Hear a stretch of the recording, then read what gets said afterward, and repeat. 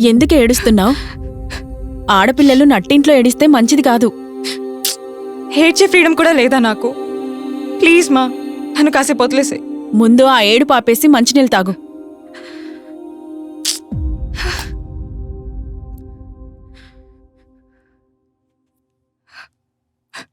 మాకేం నీ మీద పగ కాదమ్మా.